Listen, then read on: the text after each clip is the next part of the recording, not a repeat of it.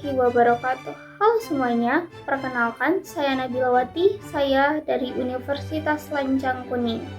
Kali ini saya akan membahas salah satu tokoh paling berpengaruh yang mengubah sejarah modern Timur Tengah dan dunia, yaitu Ayatullah Ruhollah Khomeini.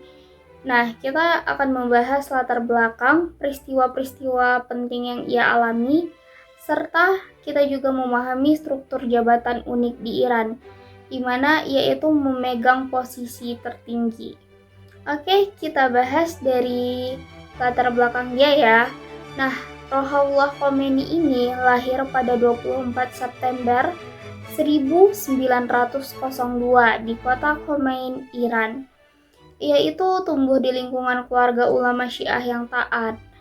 Namun ketika masa kecilnya itu tuh dipenuhi cobaan guys, dimana ayah dia ini wafat ketika dia masih bayi dan ibu dia meninggal ketika dia beranjak remaja. Nah, sejak dia muda, dia itu mendedikasikan hidupnya untuk belajar agama di kota suci Qom. Nah, dia ini anak yang cerdas, dan berkat kecerdasan dan kedalaman ilmunya, dia itu bisa meraih gelar Ayatullah, di mana gelar kehormatan dan otoritas keagamaan tertinggi dalam tradisi Islam Syiah. Namun, Khomeini ini bukan sekedar ulama biasa ya, dia itu juga peduli terhadap politik. Nah, memasuki era 1960-an, Khomeini ini memimpin gerakan yang dimana gerakan menentang Shah Muhammad Reza Pahlavi, yaitu pemimpin Iran yang dinilai terlalu berkiblat ke barat dan sekuler. Akibat perlawanan vokalnya, Khomeini ini ditangkap dan diasingkan selama 15 tahun ke Turki, Irak, hingga Prancis. Nah, selama pengasingan ini, dia itu merumuskan gagasan politik nih. Nah, gagasan itu sangat terkenal, di mana diberi nama Velayat-e-Faqih atau perwalian ahli fikih. Nah, konsep ini menyatakan bahwa sebuah negara harus dipimpin langsung oleh seorang ulama atau ahli hukum Islam demi menegakkan keadilan. Dari Paris, dia terus membakar semangat rakyat Iran melalui rekaman khotbah di kaset pita yang diselundupkan ke tanah airnya. Puncaknya itu pada tahun 1979, di mana revolusi Islam Iran itu meletus. Shah Muhammad Reza Pahlavi ini tumbang, dan Khomeini ini kembali nih disambut jutaan rakyat sebagai pemimpin revolusi. Jadi dia itu bebas dan disambut nih menjadi pemimpin revolusi. Nah, selama dia memimpin Iran dari tahun 1979 hingga 1989, Khomeini ini mengalami 3 peristiwa besar yang dimana ini mengguncang dunia nih.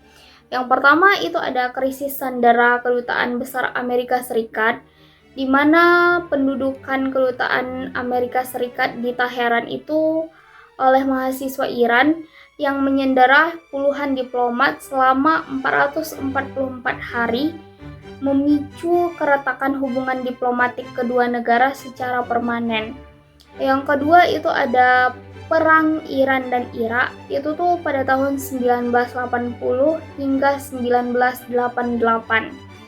Perang berdarah selama 8 tahun melawan invasi militer Saddam Hussein dari Irak yang mana menguras energi dan ekonomi, tetapi wilayah Iran itu berhasil dipertahankan. Yang ketiga itu ada fatwa terhadap Salman Rushdie 1989. Di akhir masa hidupnya, Khomeini ini mengeluarkan dekret keagamaan atau fatwa yang mengutuk penulis asal Inggris, Salman Rushdie, atas bukunya yang dianggap menghina Islam, yang dimana memicu ketegangan diplomatik besar antara Iran dan dunia barat. Nah, mari kita bahas itu tentang struktur pemimpin di Iran ya. Jadi, setelah revolusi itu berhasil, struktur negara Iran ini diubah total dengan menggabungkan unsur demokrasi dan teokrasi. Jadi, Khomeini ini memegang posisi pemimpin agung atau supreme leader atau rahbar. Nah, ini adalah jabatan tertinggi di Republik Islam Iran. Jabatan ini itu dirancang khusus berdasarkan teori velayat faqih tadi. Nah, Ayatullah Khomeini ini adalah pemegang pertama. Sebagai rahbar, ia memegang kendali penuh nih atas militer, kebijakan luar negeri, hukum, dan posisinya juga berada di atas presiden. Jadi, Khomeini dulu baru presiden. Nah, jabatan ini itu dipegang seumur hidup. Yang kedua itu ada presiden Iran. Nah, ini nih berada di bawah otoritas pemimpin agung. Presiden ini dipilih oleh rakyat setiap 4 tahun untuk menjalankan administrasi pemerintahan sehari-hari dan urusan ekonomi domestik. Yang ketiga itu ada Dewan Pengawal atau Guardian Council. Itu tuh lembaga berisi ulama dan ahli hukum untuk memastikan semua aturan hukum yang dibuat parlemen tidak bertentang dengan syariat Islam. Jadi, kesimpulannya, Ayatullah Khomeini ini berada di pucuk kekuasaan tertinggi Iran sebagai pemimpin agung atau rahbar. Dia itu pemegang pertama ya.